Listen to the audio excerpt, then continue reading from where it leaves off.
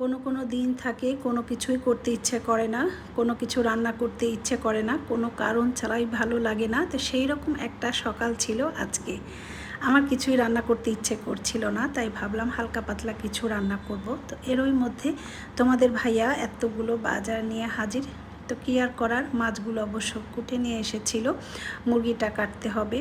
আর এই ডাঁটাগুলো যেহেতু আমি কেটে ফ্রিজে ছোট করে রাখি, তাই রান্নার খালা একটু কোটা বাছাগুলো রেডি করে দিল।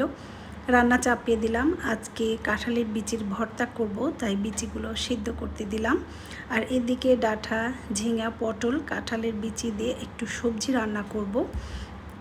তো সবজিগুলো আমার সিদ্ধ হয়ে গিয়েছে। এখন একটু পেঁয়াজ, মরিচ, রসুন দিয়ে একটু বাগার দিয়ে দিব, তাহলে আমার সবজিটা হয়ে যাবে।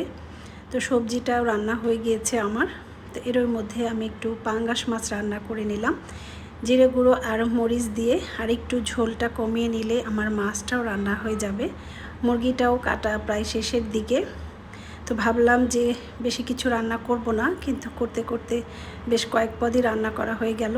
এদিকে কাঁঠালের বিচির ভর্তাটাও রেডি হয়ে গিয়েছে। তো মুরগির মাংস একটু রান্না করে নিলাম। আর আজকে আমি কিছু পরোটা তৈরি করে ফ্রোজেন করে রাখবো। সপ্তাহে একদিন আমি এই কাজটা করি, যেন সকালবেলায় তাড়াহুড়ো না লেগে যায়। তো আজকে আমি পরোটাগুলো একটু হালকা এপিট ওপিট করে ছেঁকে ফ্রোজেন করে রাখবো। তো সেটাই আমি রেডি করে নিলাম। তো আজ এই পর্যন্তই।